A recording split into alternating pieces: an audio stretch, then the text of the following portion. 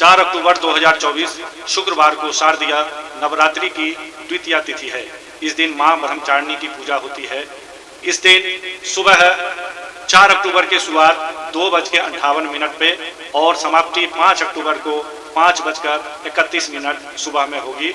ये द्वितीया तिथि है।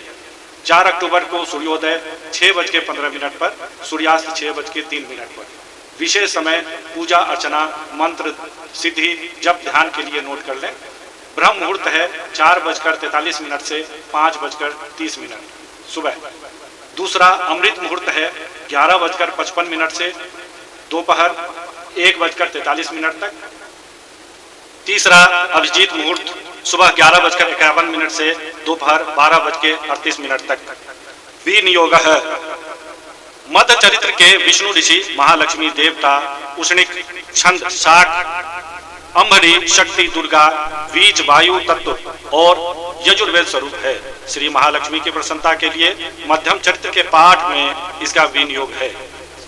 ओम नम संडिकाय नमः। ध्यानम।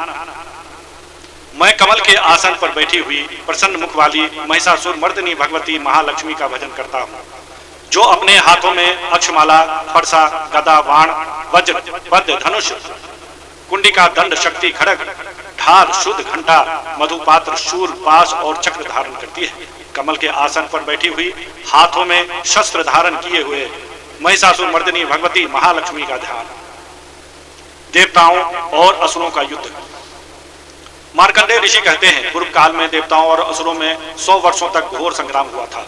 उसमें असुरों का स्वामी महिषासुर था और देवताओं के नायक इंद्र थे।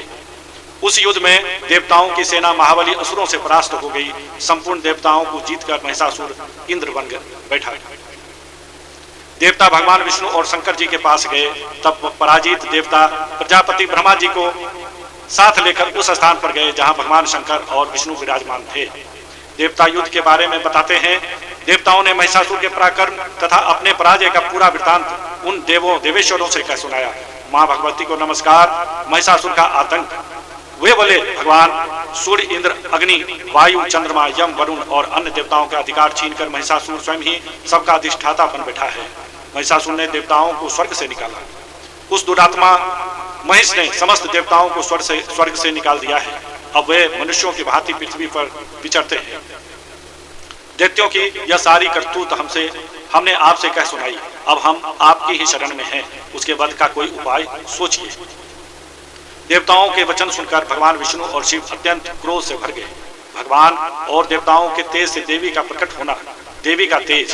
कूप में भरे चक्रपाणी श्री विष्णु के मुख में एक महान तेज प्रकट हुआ। इसी प्रकार ब्रह्मा शंकर इंद्र आदि अन्य देवताओं के शरीर से भी बड़ा भारी तेज निकला। वह सब तेज मिलकर एक हो गया। माता लक्ष्मी को प्रणाम। देवताओं का तेज। वह तेज पुंज जलते पर्वत सा जान पड़ा। उसकी ज्वालाएं सभी दिशाओं में व्याप्त हो रही थी। समस्त देवताओं के शरीर से प्रकट हुए उस तेज की कहीं तुलना नहीं थी। देवताओं का तेज मिलकर देवी का प्रकट होना। एकत्रित होकर वह नारी रूप में परिणित हो गया और अपने प्रकाश से तीनों लोकों में व्याप्त हो गया। शंकर विष्णु और यमराज का तेज। शंकर भगवान का जो तेज था उसे देवी का मुख प्रकट हुआ। यमराज के तेज से सिर के बाल निकल आए। श्री विष्णु के तेज से भुजाएं उत्पन्न हुई। इंद्र चंद्रमा वायु और पृथ्वी का तेज। चंद्रमा के तेज से वक्षस्थल का, इंद्र के तेज से मध्य भाग का प्रादुर्भाव हुआ। वरुण के तेज से जंघा और पिंडली तथा पृथ्वी के तेज से नितंब भाग प्रकट हुआ। ब्रह्मा के तेज से दोनों चरण, सूर्य के तेज से उनकी उंगलियां हुई, वसुओं के तेज से हाथों की उंगलियां और कुबेर के तेज से नासिका प्रकट हुई। उस देवी के दांत प्रजापति के तेज से तथा तीनों नेत्र अग्नि के तेज से प्रकट हुए। उनकी भौहें संध्या के और कान वायु के तेज से उत्पन्न हुए थे। उसी प्रकार अन्य देवताओं के तेज से भी उस कल्याणमयी देवी का आविर्भाव हुआ। समस्त देवताओं के तेज मुंह से प्रकट हुई देवी को देखकर महिषासुर के सताए देवता बहुत प्रसन्न हुए। पिनाकधारी भगवान शंकर ने अपने शूल से एक शूल निकालकर उन्हें दिया। फिर भगवान विष्णु ने भी अपने चक्र से चक्र उत्पन्न करके भगवती को अर्पण किया। वरुण अग्नि वायु के शस्त्र। वरुण ने शंख भेंट किए, अग्नि ने शक्ति दी और वायु ने धनुष तथा बाण से भरे हुए 2 तरकश प्रदान किए। सहस्त्र नेत्रों वाले देवराज इंद्र ने अपने वज्र से वज्र उत्पन्न करके दिया और ऐरावत हाथी से उतारकर 1 घंटा भी प्रदान किया।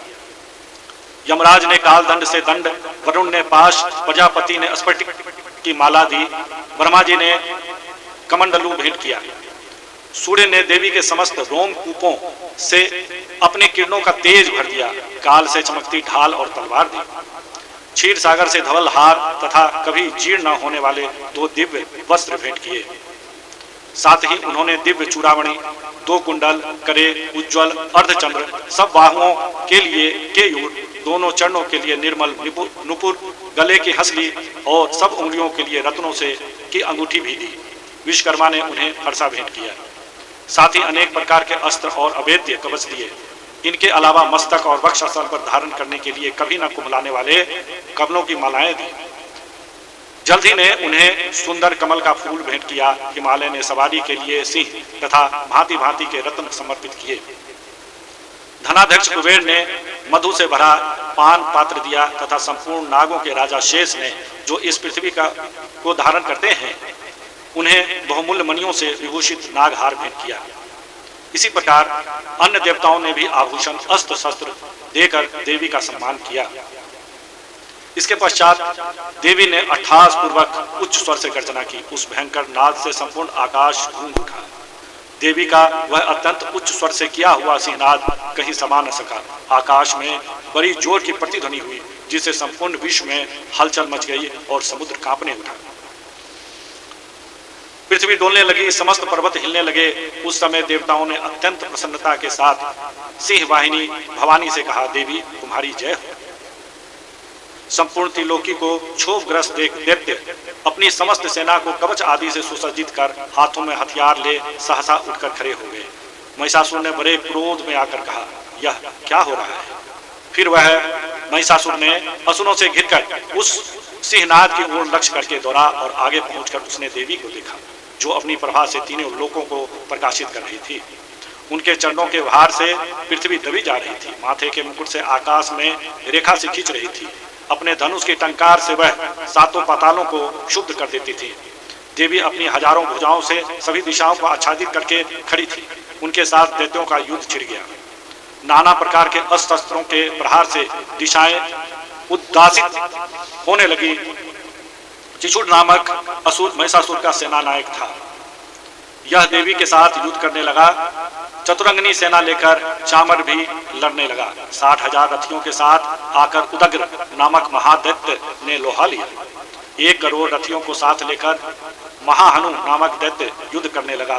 तलवार के समान तीखे रोए वाले असीलोमा नामक असुर 5 करोड़ रथी सैनिकों के साथ लेकर युद्ध में आ डटा।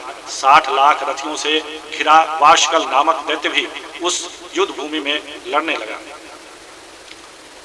परिवारित नामक राक्षस हाथी सवार घुड़सवारों के अनेक दलों तथा 1 करोड़ रथियों की सेना लेकर युद्ध करने लगा। विडाल नामक दैत्य 5 अरब रथियों से घिरकर लोहा लेने लगा। इनके अतिरिक्त और भी हजारों महादैत्य रथ, हाथी और करोड़ों की सेना साथ लेकर देवी के साथ युद्ध करने लगे। स्वयं महिषासुर रणभूमि में सहस्त्र रथ, हाथी, करोड़ों की सेना से घिरा हुआ खड़ा था। वे दैत्य देवी के साथ तोमर, भिदिपाल, शक्ति, मूसल, खड़ग, परशु और पटिश आदि अस्त्र शस्त्रों का प्रहार करते हुए युद्ध कर रहे थे। देवी ने राक्षसों के शस्त्र काट डाले। देवी ने क्रोध में भरकर खेल खेल में ही अपने अस्त्र शस्त्रों की वर्षा करके दैत्यों के समस्त अस्त्र शस्त्र काट डाले। उनके मुख पर परिश्रम या थकावट का लेस मात्र भी चिन्ह नहीं था। देवता और ऋषि उनकी स्तुति करते थे। वे भगवती परमेश्वरी दैत्यों पर अस्त्र शस्त्रों से वर्षा करती रही। देवी का वाहन सिंह भी क्रोध में भरकर गर्दन के बालों को हिलाता हुआ असुरों की सेना में इस प्रकार विचरने लगा, मानो वनों में दावानल फैल रहा हो। रणभूमि में दैत्यों के साथ युद्ध करती हुई अंबिका देवी ने जितने निश्वास छोड़े, वे तत्काल सैकड़ों हजारों गणों के रूप में प्रकट हो गए और परशु, भिदिपाल, खड़ग तथा पिटिश आदि अस्त्रों द्वारा असुरों का सामना करने लगे। देवी की शक्ति से बढ़े हुए वे गण असुरों का नाश करते हुए नगारा और शंख आदि बाजे बजाने लगे। उस संग्राम महोत्सव में कितने ही गण मृदंग बजा रहे थे। तदंतर देवी ने त्रिशूल से, गदा से, शक्ति की वर्षा से और खड्ग आदि से सैकड़ों महादैत्यों का संहार कर डाला। कितनों को कांटे के भयंकर नाद से मूर्छित करके मारा। बहुतेरों को पास से बांधकर धरती पर घसीटा। अनगिनत दैत्य उनकी तलवार की मार से टुकड़े हो गए। कितने ही गदा की चोट से घायल हो धरती पर सो गए। कितने ही मूसल की मार से रक्त वमन करने लगे। बाज की तरह झपटने वाले दैत्य अपने प्राणों से हाथ धोने लगे। कुछ ही बाहें छिन्न भिन्न हो गई। कितनों के गर्दन मस्तक कट कर गिरे। मस्तक कट जाने पर भी फिर उठ जाते और केवल धर के ही रूप में ही युद्ध करने लगते। दूसरे कवध युद्ध में बाजों की लय पर नाचते। कितने ही बिना सिर के धर हाथों में खड्ग और शक्ति लिए दौड़ते थे तथा दूसरे महादैत्य ठहरो ठहरो यह कहते हुए देवी को युद्ध के लिए ललकारते थे। जहां संग्राम हुआ वहां की धरती देवी के गिराए हुए रथ, हाथी, घोड़े और असुरों की लाशों से ऐसे पट गई थी कि वहां चलना फिरना असंभव हो गया था। दैत्यों की सेना में हाथी, घोड़े, असुरों के शरीरों से इतनी अधिक मात्रा में रक्तपात हुआ था कि थोड़ी ही देर में वहां खून की बड़ी बड़ी नदियां बहने लगी। जगदम्बा ने असुरों की विशाल सेना को क्षण भर में नष्ट कर दिया। ठीक उसी तरह जैसे तृण और काठ के भारी ढेर को आग कुछ ही क्षणों में भस्म कर देती है। सिंह की गर्दन के बालों को हिला हिलाकर जोर जोर से गर्जना करता हुआ दैत्यों के शरीरों से मानो उनके प्राण चुन लेता था। यहाँ देवी के गणों ने भी उन महादैत्यों के साथ ऐसा युद्ध किया जिससे आकाश में खरे देवतागण उस पर बहुत संतुष्ट हुए और फूल बरसाने लगे। इति द्वितीय अध्याय। प्रतिदिन दुर्गा सप्तशती के पाठ के साथ आरती करनी है। मंत्रों का जाप भी आप कर सकते हैं। सुबह शाम आरती कर्पूर लौंग से करनी चाहिए। इससे नकारात्मक ऊर्जा नहीं आती है।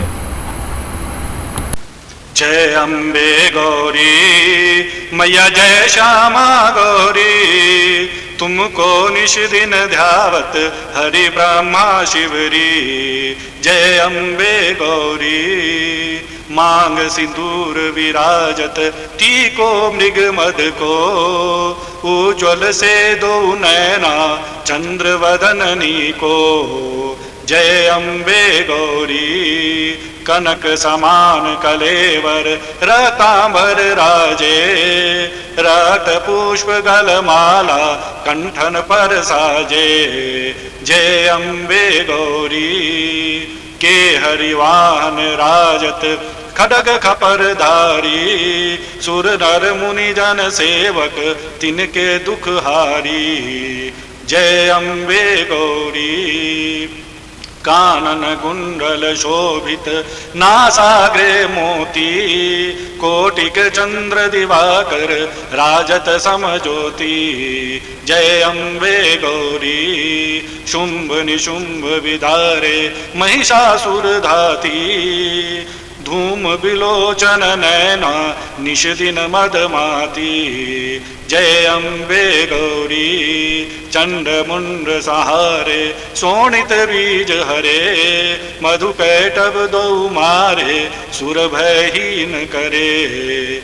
जय अम्बे गौरी ब्रह्माणी रुद्राणी, तुम कमला रानी, आगम निगम बखानी, तुम शिव पट रानी।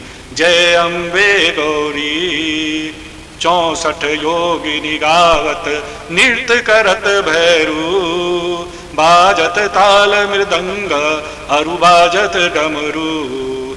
जय अम्बे गौरी तुम हो जग की माता, तुम ही हो भरता, भक्तन की दुख हरता, सुख संपत्ति करता।